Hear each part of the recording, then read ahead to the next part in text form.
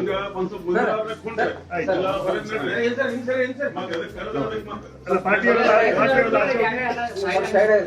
ಜಾಗ ಇಲ್ಲ ಚೇರ ಕೂತ್ಕೊಳ್ಳಿ ಇಲ್ಲ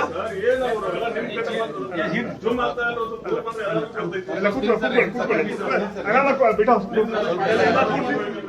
ಎಲ್ಲ ಕೂಡ್ಸಿ ಪ್ರಶ್ನೆ ಕೂಡ್ಸಿ ಎಲ್ಲ ಫಸ್ಟ್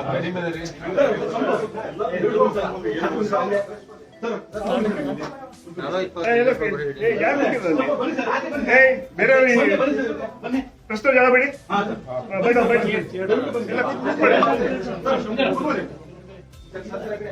ಕೂತ್ಕೊಳ್ಳಿ ಕೂಡ್ಸಿ ರಿಪೋರ್ಟರ್ಸ್ ಕೂಡ್ಸಿ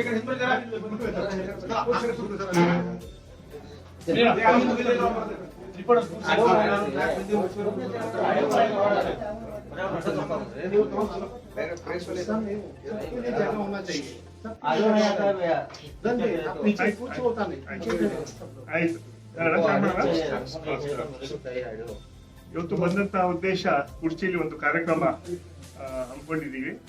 ವಿಶೇಷವಾಗಿ ಈ ನಮ್ಮ ಕೆಲವು ವಿದ್ಯಾರ್ಥಿಗಳಿಗೆ ಸನ್ಮಾನ ಕಾರ್ಯಕ್ರಮದಲ್ಲಿ ಸನ್ಮಾನ ಶ್ರೀ ಜಾರಕಿಹೊಳಿ ಕೂಡ ಬರ್ತಾ ಇದ್ದಾರೆ. ಮತ್ತು ಸಾಯಂಕಾಲ ಕಾರ್ಯಕ್ರಮ ಕಿತ್ತೂರಲ್ಲಿ ಒಂದು ಕಾರ್ಯಕ್ರಮ ಕೂಡ ಇದೆ. ಅದರಲ್ಲಿ ಮುಖ್ಯಮಂತ್ರಿ ಕಾರ್ಯಕ್ರಮದಲ್ಲಿ ಕೂಡ ನಾನು ಭಾಗಿಯಾಗ್ತಾ ಇದ್ದೀನಿ. ವಿಶೇಷವಾಗಿ ಏನ್ ಹೇಳಿದ್ರೆ ಇಡೀ ವರ್ಷ ಈ ಪಕ್ಷ ಸಂಘಟನೆಗೆ ಈಗಾಗಲೇ ಆಲ್ ಇಂಡಿಯಾ ಕಾಂಗ್ರೆಸ್ ಕಮಿಟಿಯವರು ತೀರ್ಮಾನ ಮಾಡಿದ್ದಾರೆ. ಏನ್ ಹೇಳಿದ್ರೆ ಪಕ್ಷಕ್ಕೆ ಹೆಚ್ಚು ಒತ್ತನ್ನು ಕೊಡಬೇಕು, ಜಿಲ್ಲಾಧ್ಯಕ್ಷರ ನೇಮಕ ಎಲ್ಲ ಒತ್ತಿಗೆ ಸೇವೆ ಮಾಡಬೇಕು, ಎಲ್ಲೆಲ್ಲಿ ಬದಲಾವಣೆ ಆಗಬೇಕು ಆ ಬದಲಾವಣೆ ಈಗಾಗಲೇ ಶುರುವಾಗಿದೆ. ರಾಜ್ಯದಲ್ಲಿ ನಾವು ಬರುವಂತಹ ತಾಲೂಕ್ ಪಂಚಾಯತ್, ಜಿಲ್ಲಾ ಪಂಚಾಯತ್ ಚುನಾವಣೆಗೆ, ಅದೇ ಬೆಂಗಳೂರು ನಗರ ಕಾರ್ಪೊರೇಷನ್ ಮತ್ತೆ ಎಲ್ಲೆಲ್ಲಿ ಕಾರ್ಪೊರೇಷನ್ ಚುನಾವಣೆ ಅದಕ್ಕೆಲ್ಲ ನಾವು ಸಜ್ಜಾಗ್ತಾ ಇದ್ದೀವಿ. ಎರಡು ವಿಚಾರ, ಒಂದು ಸರ್ಕಾರ ಮತ್ತೆ ಇನ್ನೊಂದು ಸರ್ಕಾರ ಸಾಧನೆ ಹಾಗೂ ಪಕ್ಷ ಸಂಘಟನೆ. ಈಗಾಗಲೇ ನಮ್ಮ ಸರ್ಕಾರ 2 ವರ್ಷ ಆಗ್ತಾ ಇದೆ. ನುಡಿದಂತೆ ಸರ್ಕಾರ, ಕಾಂಗ್ರೆಸ್ ಪಕ್ಷದ ಸರ್ಕಾರ, ಸರ್ವರಿಗೂ ಸಮಪಾಲು ಸರ್ವರಿಗೂ ಸಮಪಾಲು ಇದು ನಮ್ಮ ಸಂಕಲ್ಪ. ಈ ರಾಜ್ಯವನ್ನ ಸರ್ವ ಜನಾಂಗದ ಶಾಂತಿಯ ಕೂಟಮನ ಅಂತ ಹಿನ್ನೆಲೆಯಲ್ಲಿ ನಾವು ಕೆಲಸ ಮಾಡ್ತಾ ಇದ್ದೀವಿ.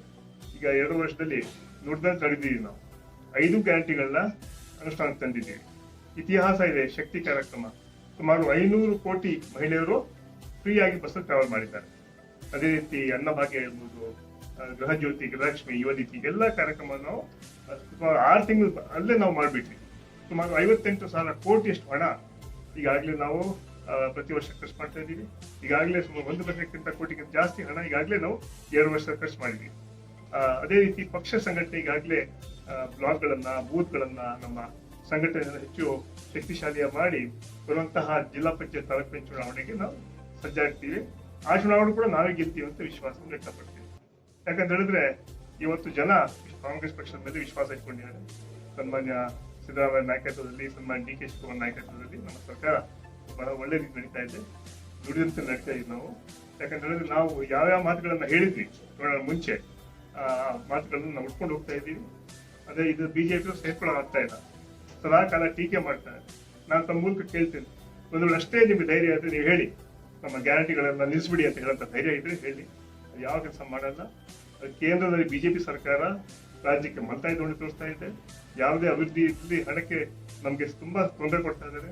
ವಿಶೇಷವಾಗಿ ಈ ಮಾದಾಯಿ ಮೇಕೆದಾಟು ಈ ಕಾರ್ಯಕ್ರಮಕ್ಕೆ ಯಾವುದೇ ಬೆಂಬಲ ಕೊಡ್ತಾ ಇಲ್ಲ. ಯಾಕಂದ್ರೆ ಕರ್ನಾಟಕದಲ್ಲಿ ಕಾಂಗ್ರೆಸ್ ಪಕ್ಷ ಸರ್ಕಾರ ಅಧಿಕಾರದಲ್ಲಿ. ಅದೇ ರೀತಿ ಕೇಂದ್ರ ಬರುವಂತ ಹಣ ಕೂಡ ನಮ್ಗೆ ಬರ್ತಾ ಇಲ್ಲ. ಕೇಂದ್ರದಿಂದ 5 ಮಂತ್ರಿಗಳಿದ್ದಾರೆ, ಸೆಂಟ್ರಲ್ ಮಿನಿಸ್ಟರ್, ಪವರ್ಫುಲ್ ಮಿನಿಸ್ಟರ್ಸ್. ಅದು ನಿರ್ಮಲಾ ಸೀತಾರಾಮನ್ ಇರ್ಬೋದು, ಪ್ರಹ್ಲಾದ್ ಜೋಶಿ ಇರ್ಬೋದು, ಎಲ್ಲರೂ ಇದ್ರು ಕೂಡ ರಾಜ್ಯಕ್ಕೆ ಅನ್ಯಾಯ ಆಗ್ತಾ ಇದೆ. ರಾಜ್ಯಕ್ಕೆ ಬರುವಂತ ಹಣ ಅದಕ್ಕೆ ಸಂಪೂರ್ಣ ವಿಫಲವಾಗಿದ್ದಾರೆ. ಮೊನ್ನೆ ಕೂಡ ನಾವು ನೋಡಿದ್ವಿ ಪತ್ರಿಕೆಗಳಲ್ಲಿ, NDRF ಫಂಡ್ ಮಹಾರಾಷ್ಟ್ರಕ್ಕೆ 1,000 ಕೋಟಿ ಕೊಡ್ತಾರೆ, ಕರ್ನಾಟಕಕ್ಕೆ 384 ಕೋಟಿ ಕೊಡ್ತಾರೆ. ಇದೆಲ್ಲ ನಿಮ್ಗೆ ಅರ್ಥ ಆಗುತ್ತೆ ಪಕ್ಷಪಾತ ಯಾವ ರೀತಿ ರಾಜ್ಯಕ್ಕೆ ಅನ್ಯಾಯವಾಗುವ. ಅವರು ಬಿಜೆಪಿ ಮಂತ್ರಿಗಳು ಬಾಯಿ ತೆಗೆದಿದ್ದಾರೆ. ಅಷ್ಟು ಹೆದರಿಕೆ ಇದೆ. ಇದರಿಂದ ಅವರು ನಮ್ಮೇಲೆ ಆರೋಪ ಮಾಡುವ ನೈತಿಕ ಹಕ್ಕನ್ನು ಕಳ್ಕೊಂಡಿದ್ದಾರೆ. ನಾವು ಪ್ರಾಮಾಣಿಕವಾಗಿ ನಾವು ಪಕ್ಷ ಸರ್ಕಾರಕ್ಕೆ ಮಾಡ್ತೀವಿ. ಹೇಳ್ದಂಗೆ ಪಕ್ಷ ಸಂಘಟನೆ ಕೊಡ್ತೀವಿ. ಬರುವಂತ ಚುನಾವಣೆಗೆ ಸಂಪೂರ್ಣವಾಗಿ ನಾವು ತಯಾರಿ ಮಾಡ್ತಾ ಇದ್ದೀವಿ. ಯಾವ ರೀತಿ ನಮ್ಮ 3 ಎಲೆಕ್ಷನ್ ಅಲ್ಲಿ ಜನ ಕಾಂಗ್ರೆಸ್ ಪಕ್ಷಕ್ಕೆ ಆಶೀರ್ವಾದ ಮಾಡಿ 3 ಎಲೆಕ್ಷನ್ ಕೆಲಸ, ಅದು ಶಿಗ್ಗಾಂವ್, ಕಂಡೂರು, ಚನ್ನಪಟ್ಟಣ, ಈ 3 ಚುನಾವಣೆಯಲ್ಲಿ ಕೂಡ ನಮಗೆ ಜನ ಶಕ್ತಿ ಕೊಟ್ಟು ಕಾಂಗ್ರೆಸ್ನ ಗೆಲ್ತಿದ್ದಾರೆ. ಇದೇ ಒಂದು ಸಂದೇಶ ನಮ್ಮ ಸರ್ಕಾರದಲ್ಲಿ ಜನ ಕೊಟ್ಟಿದ್ದಾರೆ. ಆ ಹಿನ್ನೆಲೆಯಲ್ಲಿ ಮುಂದಿನ 2 ವರ್ಷ ಇಂಥ ಒಳ್ಳೆ ಸರ್ಕಾರ ಕೊಡ್ತೀವಿ ನಾವು, ಇಂಥ ಒಳ್ಳೆ ಕಾರ್ಯಕ್ರಮ ಕೊಡ್ತೀವಿ ನಾವು. ಮೂಲಕ 2028 ಕೂಡ ನಾವೇ ಅಧಿಕಾರಕ್ಕೆ ಬರ್ತೀವಿ ಅಂತ ವಿಶ್ವಾಸ ಬೇಕು.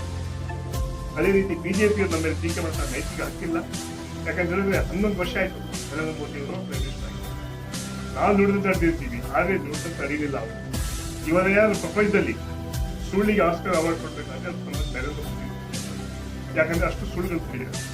ಇವತ್ತು ಅಧಿಕಾರ ಬರೋ ಮುಂಚೆ ಹೇಳಿದ್ರು, ನಮ್ಮ ಸರ್ಕಾರ ಅಧಿಕಾರಕ್ಕೆ ಬಂದ್ರೆ 3 ದಿನಗಳಲ್ಲಿ ಕಪ್ಪು ಹಣ ತಂದು ಪ್ರತಿ ವರ್ಷಕ್ಕೆ 15 ಲಕ್ಷ ಹಾಕ್ತಿದ್ದಾರೆ. 11 ವರ್ಷ ಹಿಂದೆ ಹೇಳಿದ್ರು 15 ರೂಪಾಯಿ ಕೂಡ ಹಾಕ್ತಿದ್ರು. ಪ್ರತಿ ವರ್ಷ 2 ಕೋಟಿ ಉದ್ಯೋಗ ಯುವಕರಿಗೆ ಕೊಡ್ತಿದ್ದೆ, 22 ಕೋಟಿ ಉದ್ಯೋಗ ಕೊಡ್ಬೇಕಾಯ್ತು, 22 ಲಕ್ಷ ಕೊಡ್ಲಿಲ್ಲ.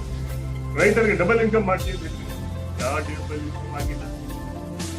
ಬೆಲೆ ಏರಿಕೆ ನಮ್ಮ ಸರ್ಕಾರ ಅಧಿಕಾರದಲ್ಲಿರುವಾಗ ಪೆಟ್ರೋಲ್ ಬೆಲೆ ಮನಮೋಹನ್ ಸಿಂಗ್ ಪ್ರೈಮ್ ಮಿನಿಸ್ಟರ್ 52 ರೂಪಾಯಿ 100 ದಾಟಿದೆ. ಡೀಸೆಲ್ ಬೆಲೆ ಅದು ಕೂಡ ಜಾಸ್ತಿ ಆಗಿದೆ. ಸೊ ಎಲ್ಲಾ ವಸ್ತುಗಳು, ಗ್ಯಾಸ್ ಬೆಲೆ 400 ಎಲ್ಲಾ ವಸ್ತುಗಳಿಗೂ ಆಗಿದ್ದಾರೆ. ಆದ್ರೆ ಇವತ್ತು ಕೆಲವು ಸಂದರ್ಭದಲ್ಲಿ ಯಾವ ರೀತಿ ತೊಂದರೆ ಆಯಿತು, ಕೇಂದ್ರ ಸರ್ಕಾರ ಏನ್ ಮಾಡೋದು ನಮಗೆ. ನಾವು ತಮ್ಮ ಹೇಳಿದ್ರು, ರಾಜ್ಯವನ್ನ ದೇಶವನ್ನ ಸ್ವರ್ಗ ಮಾಡ್ತೀನಿ ನರೇಂದ್ರ ಮೋದಿ ಹೇಳಿದ್ರು. ಸ್ವರ್ಗ ಅಂತೂ ಮಾಡಲಿಲ್ಲ, ಕೆಲವು ಸಂದರ್ಭದಲ್ಲಿ ನರಕ ತೋರಿಸ್ಬೇಕು. ಇದರಿಂದ ಅವ್ರ ನೈತಿಕತೆ ಈ ಹೋದ ಚುನಾವಣೆಯಲ್ಲಿ ಕೂಡ ಅವರು ಹೋಗ್ತಾ ಇದ್ರು. ಅವರ ಭಾಷಣ ಇತ್ತು, ಅಕ್ಕಿ ಬಾರ್ 400 ಪಾರ 230 ಸೀಟ್ ಆಗ್ತಿಲ್ಲ. ಇದರಿಂದ ಜನ ಇವತ್ತು ಬಿಜೆಪಿ ಗಮನಿಸಲಾಗಿದ್ದಾರೆ, ಬದಲಾವಣೆ ಬಯಸ್ತಾರೆ. ಮುಂದೆ ಬರುತ್ತಾ ಲೋಕಸಭಾ ಚುನಾವಣೆಯಲ್ಲಿ 2019ರಲ್ಲಿ ಇಂಡಿಯಾ ಮೈತ್ರಿಕೂಟ ಅಧಿಕಾರಕ್ಕೆ ಬರುತ್ತೆ. ಹಾಗೂ ರಾಹುಲ್ ಗಾಂಧಿ ಅವರು ದೇಶ ಪ್ರಧಾನಮಂತ್ರಿ ಆಗ್ತಾರೆ. ಯತೇಂದ್ರ ಏನು ಸತೀಶ್ ಜಾರಕಿಹೊಳಿ ರಾಜ್ಯ ಮುಖ್ಯಮಂತ್ರಿಗಳು ಹೇಳಿದ್ದಾರೆ, ಸೈದ್ಧಾಂತಿಕವಾಗಿ ನಮ್ಮ ಯತೀಂದ್ರ ಅವರು ಮಾತು ಹೇಳಿದ್ದಾರೆ, ಮಾತು ಹೇಳಿದ್ದಾರೆ. ಅಲ್ಲಿಗೆ ಯಾವ ವಿಚಾರ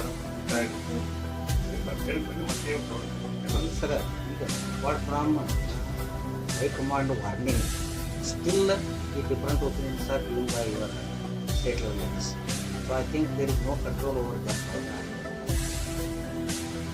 ಹೈಕಮಾಂಡ್ ಇದೆ, ಯಾವ್ಯಾವ ಸಮಯ ಏನ್ ಮಾಡ್ಬೇಕು ಅಂತ ಹೈಕಮಾಂಡ್ ಗಮನಿಸ್ತಾ ಇದೆ. ಇದೆಲ್ಲ ಜೀವನ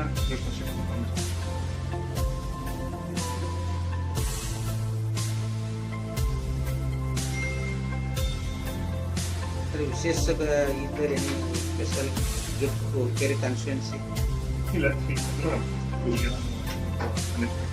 ಬಂದು being a taluka, it has no technical education.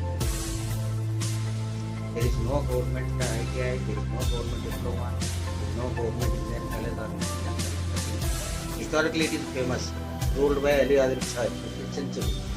We need to say in everyone. ಹೇಳ್ಬೋದು ನಾನು. ಏನು ನಮ್ಮ ಗಮನಕ್ಕೆ ತಂದಿರ ಮಾನ್ಯ ಮುಖ್ಯಮಂತ್ರಿಗಳು